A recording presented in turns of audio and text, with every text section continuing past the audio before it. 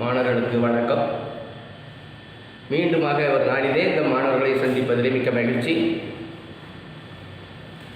7ஆம் வகுப்பு தமிழ் பாடம் இந்த ஆண்வழி கல்வி மூலமாக, இணையவழி மூலமாக நாம் கற்றுக்கொண்டிருக்கின்றோம். நிறைய மாணவர்கள் அதிலே பயன்பெறுவீர்கள் என்று நம்புகிறோம்.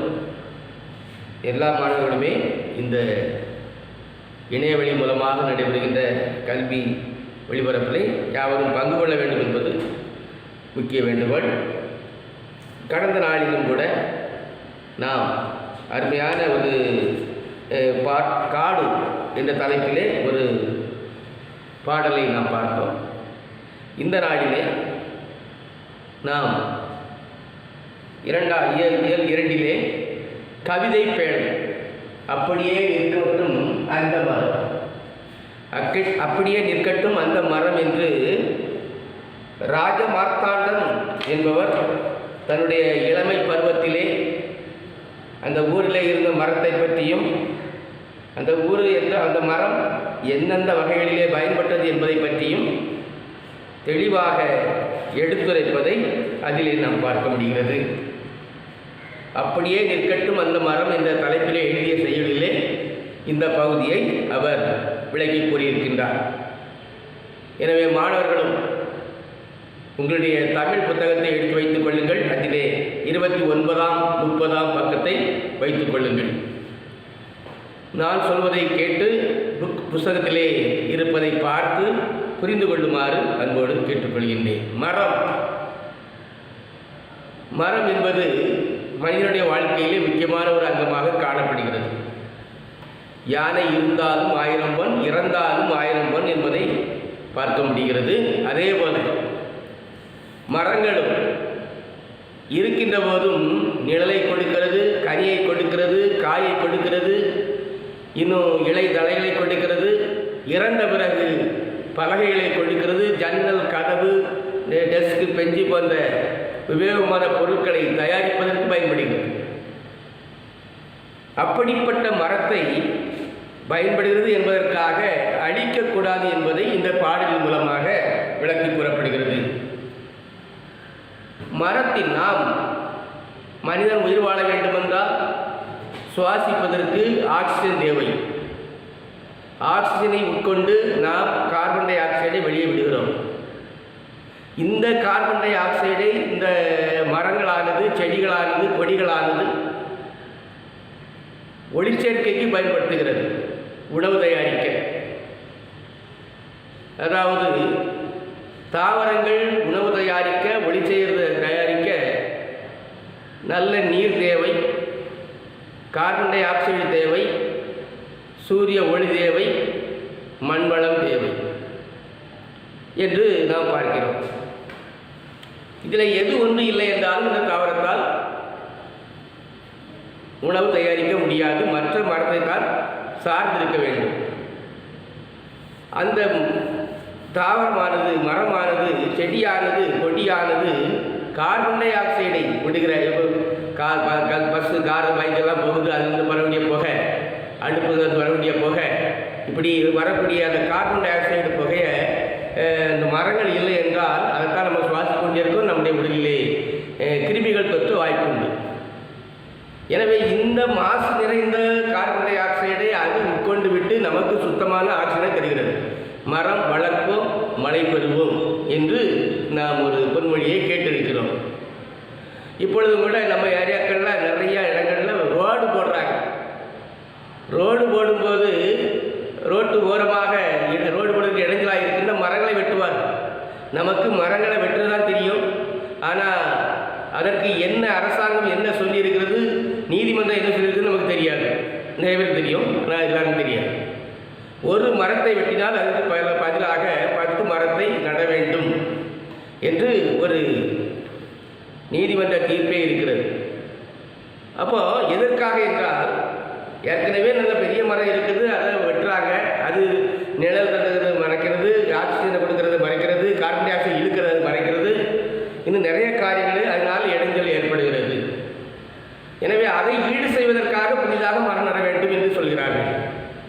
அது மட்டும் இல்லாமல் மாணவர்கள், கிராமங்களிலே இருக்கின்ற மாணவர்கள் ஒரு வகுப்பில் உள்ள ஒவ்வொரு மாணவர்களும் ஒவ்வொரு மரங்களை நட வேண்டும், செடிகளை நட வேண்டும் என்று ஆசிரியர்கள் ஊக்குவிப்பார்கள். அதே போல் வீடுகளிலும் உங்கள் இல்லங்களிலே உங்களுடைய வீட்டிலே பிரயோஜனமான மரங்களை நடுங்கள், பிற்காலத்திலே அது உதவும் என்று சொல்வார்கள். நிறைய பேர் அதை செய்கிறாங்க. நிறைய பேர் தண்ணி ஊற்றி அதை கவனித்து அது உரம் போட்டு அதுக்கு என்னென்ன பயன்படுத்த வேண்டுமோ அதெல்லாம் செய்கிறாங்க. காரணம் என்னன்னு சொன்னால், காடுகள் செழித்திருந்தால், மரங்கள் வயந்திருந்தால் அங்கே இயற்கை சூழ்நிலைகள் காணப்படும். அதை விளக்கும் முகமாகத்தான் இந்த பாடல் காணப்படுகிறது. அதாவது எப்படின்னு சொன்னால், அதனுடைய புக்கை வச்சு பார்த்துடுங்க.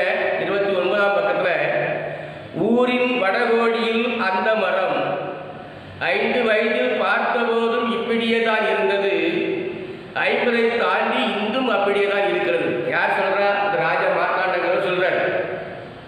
ஒரு ஊர், அவருடைய சொந்த ஊரில், அங்கே ஊர் வடக்கு ஓரத்தில் ஒரு மரம் நிற்குது. அது என்ன மரம்னு சொன்னால் நாவல் மரம்.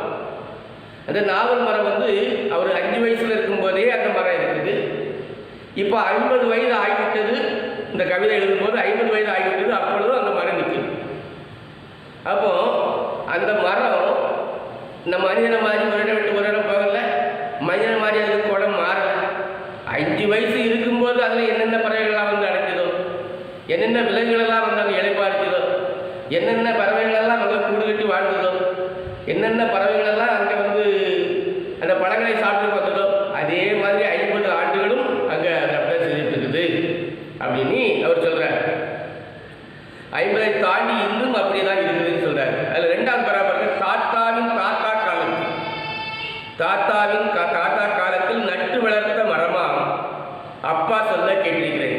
இவருக்கு இந்த ராஜ மார்த்தாண்டன் குரல், இந்த செய்யலை எழுதின ராஜ மார்த்தாண்டனுடைய அப்பா சொல்லியிருக்காரு, நம்ம தாத்தாவுக்கு தாத்தா காலத்தில் வச்சது. அப்போ கிட்டத்தட்ட 100 ஆண்டுக்கு மேலே உள்ளது அந்த மரம். அப்போ அது பறந்து விரிந்து காணப்படும். அப்படி பறந்து விரிந்து காணப்படுறதுனால நிழல் அடர்த்தியாக இருக்கும். அந்த மரங்கள் நிறைய கிளைகள் இருக்கும், இலைகள் நல்ல தலைகளாக இருக்கும். அதில் பறவைகள் என்ன செய்யும்? கூடு கட்டி வாழும். அது மட்டும் இல்லாமல் உணவுக்காக நிறைய பறவைகள் என்ன செய்யும்? சாப்பிடும். நாவல் பழம் என்றால் நவல் பழம்னு சொல்லுவாங்க. நம்ம கிராமங்களெல்லாம் கிடைக்கும். இப்போ சுகர் நோய் இருக்கிறவங்க அதை அழகாக விரும்பி சாப்பிட்றாங்க. அது மட்டும் இல்லாமல் அதனுடைய விதைகளை காயப்பட்டு அரைச்சி அதை மாவாக கரைச்சி அதை குடித்தாலும் அது என்ன செய்யுமா? அந்த சுகருடைய வீரியம் குறையும், சர்க்கரை நோய் கொஞ்சம் வேகம் குறையும் அப்படின்னு சொல்கிறாங்க. சரி, அப்போது அப்படிப்பட்டவர் 5 வயசுலேருந்து 50 வயசு வரை இருக்கிறேன். அதே மாதிரி அந்த மரம் இருக்குது, 10 வயசு இருக்குது, அந்த பழம் பார்க்குது. சின்ன பிள்ளைகள்லேருந்து பெரியவங்க வரை எல்லாரும் பழத்தை பறக்கி சாப்பிட்றாங்க. பறவைகள் கொத்தி தின்னுட்டு இருக்குது. இன்னொன்று, கீழே கிடக்க பழத்தை பறக்கிறதுக்கு காரணம் பறவைகள் அதை கொத்தும்போது கீழே நமக்கு கிடைக்குது, காற்றடிச்சா கிடைக்குது. இப்படியெல்லாம் அது காணப்படுகிறது. பச்சை காய்கள் நிறமாறி செங்காய் தோற்றம் கொண்டதுமே சிறுவர் மனங்களில் பரவசம் பொங்கும். நாவல் காயை பார்த்துட்டோம், பச்சை கலரில் இருக்கும். அதுக்கு பிறகு அது எப்படி வரும்? பிங்க் கலரில் வரும். அதுக்கு பிறகு நல்லா பழுத்துட்டுனா ப்ளூன்னு சொல்ல முடியாது, பிளாக்னு சொல்ல முடியாது, அப்படி வரும். அப்போது அப்படி வரக்கூடியது வந்துச்சுன்னா நல்லா பழுத்ததும் நல்லா சாப்பிடலாம் அப்படிங்கிற எண்ணம் வரும். சரி, அதை பார்த்த உடனே நம்ம மரத்தில் பூக்க ஆரம்பிச்சு, நம்ம மரத்தில் பூக்க ஆரம்பிச்சு, நம்ம மரத்தில் காய்க்க ஆரம்பிச்சு, நம்ம மரத்தில் பழுக்க ஆரம்பிச்சு, என்ன பழம் சாப்பிடலாம் அப்படிங்கிற ஒரு மகிழ்ச்சி ஏற்படும். பளபளக்கும் பச்சை இலைகளுடைய கருமுள்ள கோரிக்குண்டுகளாய், இந்த கோரிக்காய் விளாடுவாங்க சின்ன பிள்ளைகள்லாம், கோரிக்காய் விளாடுவாங்க. அது சின்ன சின்ன கோரிக்காயாக உள்ள உருட்டையாக இருக்கும். அதில் வெள்ளை கலரில் இருக்கும், சிவப்பு கலரில் இருக்கும், ப்ளூ கலரில் இருக்கும், பச்சை கலரில் இருக்கும். இந்த நவல் பழம் எப்படி இருக்கிறான்? கருநீல கோழிக்குண்டு போல், கோழிக்குண்டு போல் உருண்டையாக அழகாக இருக்கும். நாவற்பழங்கள் கிளைகளில் தொங்கும், பார்க்கும் போதே நாவில் நீர் ஊறும். அதை பார்த்த உடனே ஆகா, இந்த பழத்தை நம்ம எப்போ சாப்பிடலாம், எப்போ சாப்பிட முடியாது அப்படின்னு நாட்டில் என்ன செய்யுமா? நீர் ஊறும். அப்படி அது மட்டும் இல்லாமல் காக்கை, குருவி, மைனா, கிளிகள், இன்னும் பெயர் அறியா பறவைகள், அணில்கள், காற்று, உதிர்த்திடும் சுட்ட பழங்கள் பொறுக்க சிறுவர் கூட்டம் அலைபோகும். இதில் சொன்ன பறவைகள் என்னன்னா காக்கை, குருவி, மைனா, அடுத்தது இன்னும் பெயரறியா பறவைகள். காக்கை, காக்கைங்களா, மைனா, கிளி, அதில் குருவி, இரவு நேரத்தில் வௌவா, அது மட்டும் இல்லாமல் காற்று அடிக்கிற வேகத்தில் இந்த பழங்கள் என்ன செய்யும், விழும். சரி, இப்போ இவ்வளவு பறவைகள் தவிர இன்னும் நிறைய பறவைகள் வரும். அவ்வளவு பறவைகளை வந்து வேக வேகமாக சாப்பிடும்போது, அதை கொத்தும்போது அது வாய் தவறி கீழே விழுந்துடும். அதுதான் நம்ம சாப்பிடுவோம். காற்று வேகமாக அடிக்கும்போது நிறைய பழங்கள் விழும், அதுதான் சாப்பிடுவோம். இப்போ கூட நம்ம பார்த்தோன்னு சொன்னால், இப்போ என்ன சீசன் சொன்னால், இப்போ தற்சமயம் எந்த வேப்ப மரமாக இருந்தாலும் அங்கே வேப்ப பழம் கிடக்கும். அப்போ பாருங்க, அது பழுத்து கிடக்கும். குருவிகள்லாம் சாப்பிட்டு அதை கீழே போடும். நீங்கள் அந்த மரத்துக்கு கீழே பார்த்தீங்கன்னா கொட்டையாக மட்டும் கிடக்கும். அந்த கொதியோட அந்த கொட்டை உள்ளதும் சாப்பிட்டு கிடக்கும். காரணம்னா ஏதாவது கொத்தும்போது அது தவறி கீழே விழுது. அப்படி தவறி கீழே விழுறது பிறகு தான் சிறுவர்கள் என்ன செய்வாங்க, மரத்தை சுற்றி நிற்பாங்க. திடீர்னால காற்றடிக்கும் போது நிறைய பழங்களும் பிறக்குவாங்க. சரி, அதில் பாருங்க, சுட்ட பழங்கள் பொறுக்க காற்றும் உதிர்ந்திடும், சுட்ட பழங்கள் பொறுக்க சிறுவர் கூட்டம் அலைமோதும். சுட்ட பழம்,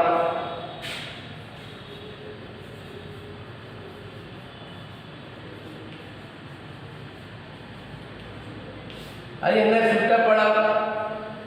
அதாவது ஔவையார் ஒரு மரத்தில், இதே மாதிரி தான் ஒரு நாவல் மரத்தில் போய் பழம் கிடைக்கிறத பார்த்த உடனே வயதான பாட்டிக்கிறதுனால அவங்களுக்கு பழம் கிடைக்கல. அந்த நேரத்தில் எப்படியாவது பழம் சாப்பிடணும்னு சொன்ன உடனே, பழம் கிடைக்கலன்னு சொன்ன உடனே முருகக் கடவுள் இருக்கார் இல்லையா, அவர் வந்து என்ன சொன்னாரா, பாட்டி உங்களுக்கு சுட்ட பழம் வேணுமா சுடாத பழம் வேணுமான்னு கேட்டார். அந்த உடனே இந்த பாட்டிக்கு என்ன சொல்லனே தெரியல. அப்போ உடனே சுடாத பழம்னு சொன்னால் பழைய ஆவாத பழத்தை தந்துடுவானோ அப்படி சொல்லிட்டு, ஐயா எனக்கு சுட்ட பழம் வேணும் அப்படின்னு சொன்னார். அந்த ஔவையார் பாட்டி சொன்னாங்களா. உடனே முருகன் வந்து ஒரு மரத்தில் ஏறி அதை அப்படி உழுப்புன உடனே அந்த பழங்கள்லாம் கீழே விழுந்த உடனே அந்த பாட்டி கீழே போய் அந்த பழத்தை எடுத்து பார்க்கும்போது அதில் அந்த பொடி மணல்கள்லாம் அதில் ஒட்டியிருந்த உடனே அப்படி வாயை வச்சு ஊதுனாங்களாம். ஊதும்போது உடனே இந்த முருகர் கேட்டாரா, பாட்டி பழம் ரொம்ப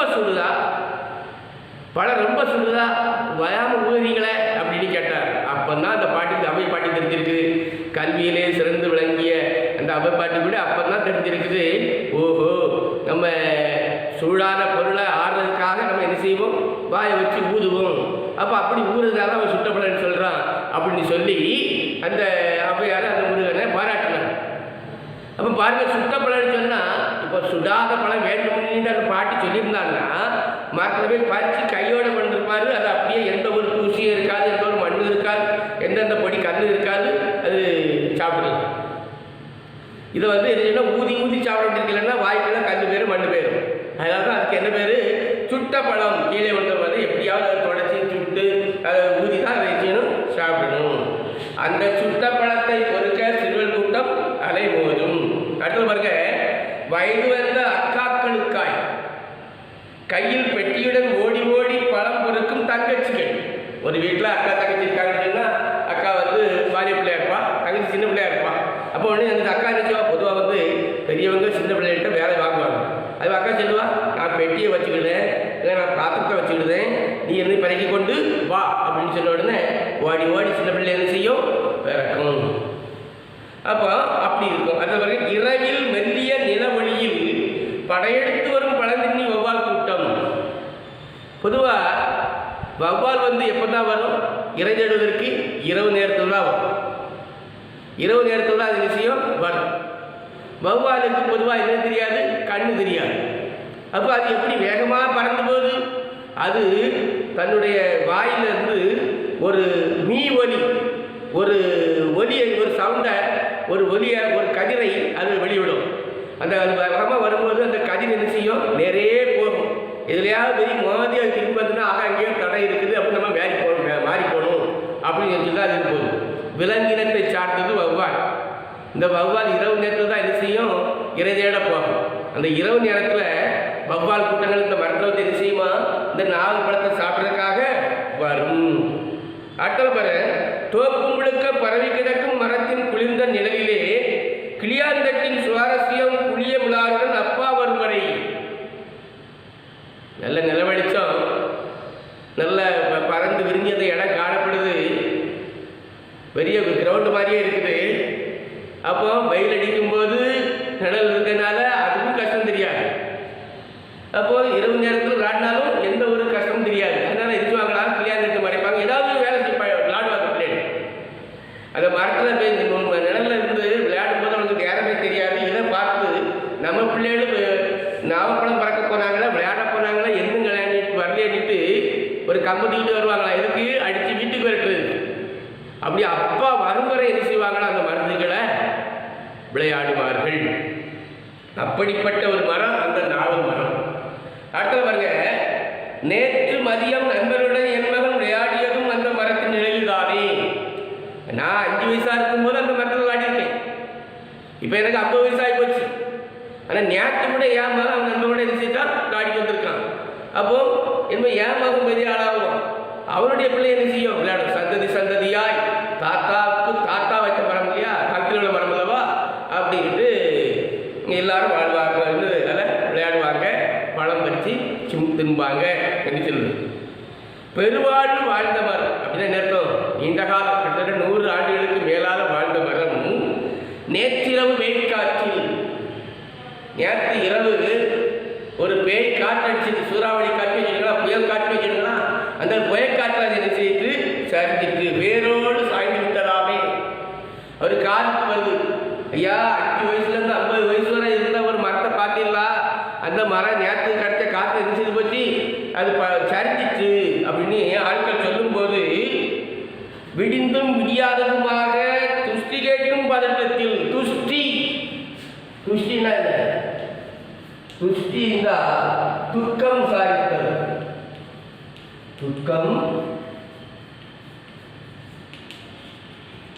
துக்கம் சாரித்தல். அதாவது எங்கேயாவது யாராவது ஒரு ஆள் இறந்து போனாங்கன்னா அவருடைய உறவினர்கள், சொந்தக்காரங்க, நண்பர்கள், தெரிந்தவர்கள் எல்லாருமே, ஊராட்கள் எல்லாருமே போவாங்க. போய் அந்த துக்க நிகழ்வுகளில் அவர்களும் கலந்து கொள்வார்கள். யார் அந்த இழந்து தவிக்கிறார்களோ அவர்களிடத்தில் ஆர்வம் சொல்வார்கள். இதுதான் கிராம பண்பாடு, நம்முடைய தமிழர் பண்பாடு. அதே மாதிரி மரம் விழுந்துட்டான் காத்துல அப்படின்னு சொன்ன உடனே அவளே அந்த துக்கத்தை விசாரிப்பதற்காக, பார்ப்பதற்காக நேரே அந்த மரத்தை நோக்கி அவளே ஓடுறாங்க. சின்ன குஞ்சு குழுவான்களோடு அப்படின்னு அர்த்தம். சின்ன பிள்ளைலேருந்து பெரியவங்க வர எல்லாரும் என்ன செய்றாங்க, ஓடுறாங்க, கூட்டமாக ஓடுறாங்க. ஐயோ மறைஞ்சிட்டான், நம்ம தாத்தா காலத்தில் வச்ச மரம் செஞ்சு கீழே விழுந்துட்டு அப்படின்னு ஓடுவாங்க. ஆனாலும் எனக்கு போக மனமில்லை. எல்லாரும் போறாங்க, ஊரில் உள்ள அனைவருமே அந்த மரத்தை பார்க்க போயிட்டாங்க. ஆனால் எனக்கு போக மனமில்லை. ஏன்னா அந்த மரம் விழுந்ததா நான் நினைக்கவே இல்லை. ஐயோ அந்த மரம் விழுந்ததை நினைச்சா நம்ம தாங்க முடியாது, நம்ம பார்க்க போகக்கூடாது. அப்படின்னா என்ன அர்த்தம், இன்னும் அந்த மரம் நிலையா நிற்கனி அர்த்தம். அதனால நான் பார்க்க போகலை அப்படின்னு இந்த ராஜ மார்த்தாண்டவர் என்ன செய்தாரு சொல்றாரு. சென்னை அடையாறில் 100 ஆண்டுகளுக்கு மேலான ஒரு அடையாறு ஆலமரம். சென்னையில் பார்க்க வேண்டிய இடம் மெரினா பீச்சுன்னு சொல்லுவாங்க, அண்ணா சாலையில் உள்ள ஒவ்வொருடைய சமாதின்னு சொல்லுவாங்க, இன்னும் அதோட இந்த அடையாறு ஆலமரத்தையும் சொல்லுவாங்க. என்னன்னு சொன்னால் ஆலமரம் ஃபுல்லாக விழுதாக இருக்கும், பெரிய மரமாக இருக்கும். அப்படிப்பட்ட மரம் கூட ஒரு புயல் மலையில் என்ன செய்து சரிஞ்சிச்சு. உடனே என்ன செய்தாங்க, அதனுடைய கிளைகளெல்லாம் வெட்டி அந்த மரத்தை பழையபடி என்ன செய்தாங்க, நட்டு வச்சாங்க. ஆனால் அது தடுத்ததோ தெரியல, ஆனால் அது ஒரு முயற்சி செய்தாங்க. அப்போது அப்படி காரணம் என்னென்னா, இவ்வளவு காலமாக இருந்த மரம் அப்படியே இருக்கணும் அப்படின்னு நினச்சி. அதே மாதிரி ஐயோ 5 வயசில் இருக்கும்போதே அந்த மரம் இருந்தது, இந்த நேற்று நைட்டு வரை அந்த மரம் இருந்தது, அந்த மரம் பட்டு போச்சுது, என்ன செய்கிறது, நம்மளால் அதை சமாளிக்க முடியாது.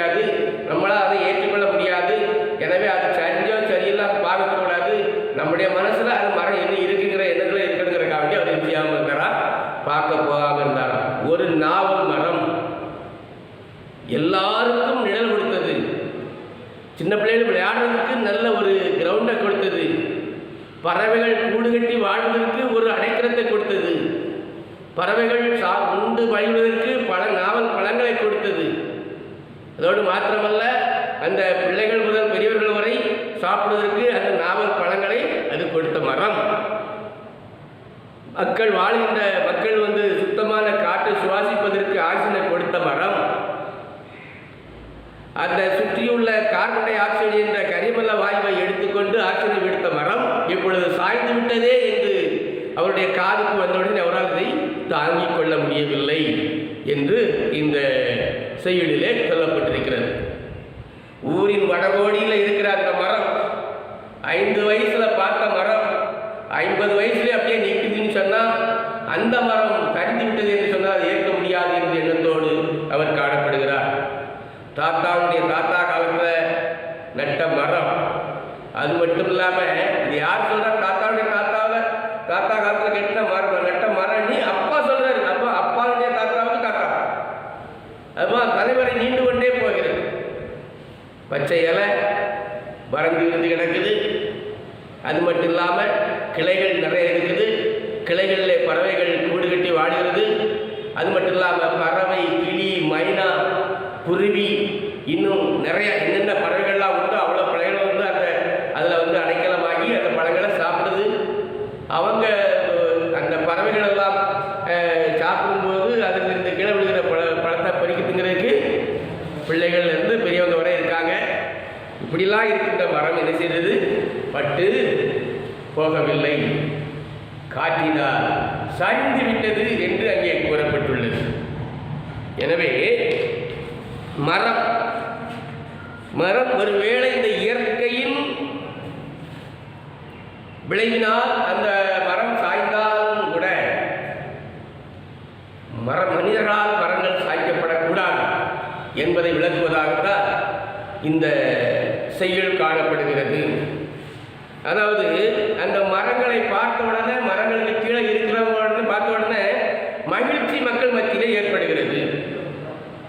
எனவே நாம் நம்மால் இந்த மரங்களை வளர்க்க வேண்டும். அரசு சொல்லியது போல ஒரு மரத்தை வெட்டினால் 10 மரம் வளர்க்க வேண்டும். மரம் வளர்த்தால் ஆக்சிஜன் கிடைக்கும் மட்டும் இல்லை, நிழல் கிடைக்கும், நல்ல சுகாதாரம் கிடைக்கும். அது மட்டும் இல்லாமல் மரம் வளர்ப்போம் மழை பெறுவோம் என்பது போல மரங்களை நாம் வளர்க்க வேண்டும், மழையை பெற வேண்டும். அவ்வாறு நாம் காணப்பட வேண்டும். சரி, அப்போ மரம் எவ்வாறு வளர்க்க வேண்டும் என்று சொன்னோம்னா மாணவர்கள் சிறு வயதிலிருந்தே அதிலே அக்கறை எடுப்பவர்களாக காணப்படும். நீங்கள் நினைக்கணும், உங்கள் வீட்டில் தண்ணி வீணாக போகுதா, குடிக்கக்கூடிய தண்ணி வீணாக போகுதா, பாத்திரம் கழுவக்கூடிய தண்ணி வீணாக போகுதா, அது ஒரு சின்ன மரம் வளர்க்கணும். உங்கள் வீட்டில் 2 பேர் இருக்கீங்களா, நான் ஒரு மரம் வளர்க்குறேன், நீ ஒரு மரம் வளர்க்குறேன், இது போட்டு வளர்க்கணும். அப்போது அது பின்னொரு காலத்தில் அந்த மரம் என்ன செய்யும்? நமக்கு பலம் தரும். எனவே மாணவர்கள் மரத்தின் நன்மையை உணர்ந்து மரம் வளர்க்க வேண்டும். இதை நம்முடைய பாடம் விளக்குகிறது. ராஜ மார்த்தாண்டன் என்பவர் சிறப்பாக தன்னுடைய இந்த செயலிலே மக்களுக்கு வெளிப்படுத்துகிறார். இன்னும் இதில் 31ஆம் பக்கத்தை எடுத்துக்க, மாணவர்கள் 31ஆம் பக்கத்தை எடுத்துக்க, அதில் மதிப்பீடு என்று போடப்பட்டுள்ளது. மதிப்பீடு என்று போடப்பட்டுள்ளது. சரியான விடையை தேர்ந்தெடுத்தது. அதில் நாவற்பழத்திற்கு ஊமையாக கூறப்படுவது பச்சை இலையா, கோழிக்குண்டா, பச்சைக்காயா, செங்காயப்படுகிறது. ஆமாம், எப்படி இருக்குது? கோழிக்குண்டு போல, கருநீல கோழிக்குண்டு போல இந்த நாவற்பழம் இருக்கிறது பார்க்குறாப்போ அந்த 1வது கொஸ்டினுக்கு ஆன்சர் கோழிக்குண்டு என்பதை மாணவர்கள் குறித்து வைத்துக் கொள்ள வேண்டும். 2வது, சுட்ட பழங்கள் என்று குறிப்பிடப்படுபவை மண்ணுட்டிய பழமா, வேக வைத்த பழமா, சூடான பழமா, சுடப்பட்ட பழமா என்று கூறப்பட்டுள்ளது. சூடான பழம் இல்லை, எவ்வளவு வெயில் அடித்தாலும் அந்த மரத்திலிருந்து விடக்கூடிய அந்த பழம் குளிர்ச்சியாக தான் இருக்கும்.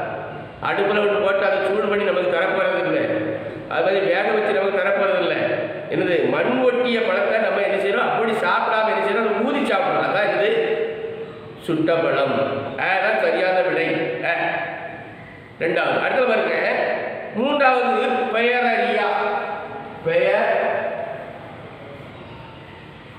பெயரறியான்னு போட்டு இதை பிரித்து எழுதணும். இதை என்ன செய்யணும்? பிரித்து எழுதணும். பெயர பிளஸ் ரியா. ஆ வந்து பெயர் பிளஸ் அரியா, ஈ வந்து பெயர் பிளஸ் அரியா, ஈ வந்து பெயர பிளஸ் அரியானி போட்டிருக்கு. இதனுடைய சரியான விட வந்து ஈ பெயர் பிளஸ் அரியா.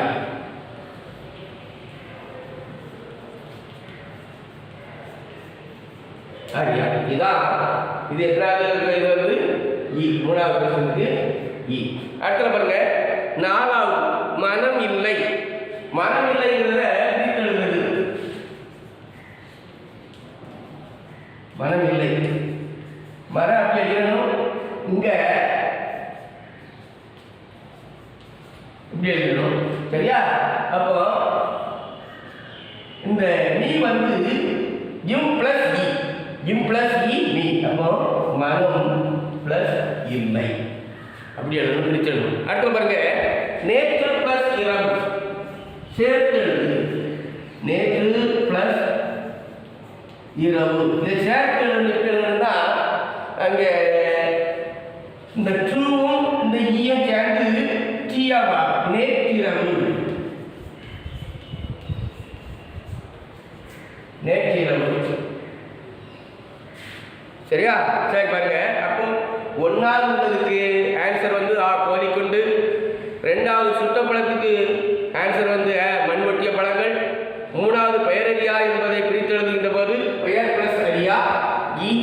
நாலாவது மனம் இல்லை அப்படிங்கிறது மனம் பிளஸ் இல்லை ஈ. ஐந்தாவது நேற்று பிளஸ் இரவு என்பதை சேர்த்து எழுதுகின்ற போது ஆ நேற்றிரவு என்று கூறப்பட்டுள்ளது. இதை மாணவர்கள் குறிச்சிடுங்க. அடுத்த பாருங்க, குருவினா கேட்டிருக்குது. இந்த குருவினா சிறுவர்களுக்கான நாவற்பழங்களை பொதியோர் யார் அப்படின்னு சொல்லப்பட்டிருக்கு இல்லையா? இந்த குருவினா, சிறுவினா, சிந்தனை வினா ஆகியவற்றை பின்னால் ஒரு நாளிலே மாணவர்களுக்கு நான் அந்த வாட்ஸ்அப் மூலமாக அனுப்புவேன். அதை நீங்கள் உங்களுடைய அசைன்மெண்ட் நோட்டில் எழுதி அதை எங்களுக்கு வாட்ஸ்அப் மூலமாக உங்களுடைய வகுப்பு தமிழாசிரியர்களுக்கு அனுப்பணும். அதன் பின்பு ஒரு குறிப்பிட்ட நாளில் பள்ளிக்கூடத்துக்கு கொண்டு வர சொல்லுவாங்க. அந்த நாளில் கொண்டு வரணும். மாணவர்கள் இந்த கவிதையை வாசித்து பாருங்கள், நல்லபடியாக உச்சரித்து பழகுங்கள், சொன்ன கேள்விகளை ஒழுங்காக படியுங்கள், நன்றாக கற்றுக்கொள்ளுங்கள். வருகின்ற செப்டம்பர் மாதம் உங்களுக்கு காலாண்டு தேர்வு நடத்த உத்தேசித்துள்ளோம். அந்த நாட்களிலே இந்த பாடங்களிலிருந்து கேள்விகள் கேட்கப்படும். எனவே மாணவர்கள் இப்பொழுதே தங்களை தயார்படுத்திக் கொள்ள கேட்டுக்கொள்கிறேன். மீண்டுமாக மறு ஒரு நாளிலே மாணவர்களை சந்திக்கும் வரை உங்களிடத்திலிருந்து விடைபெற்றுகிறேன். நன்றி, வணக்கம்.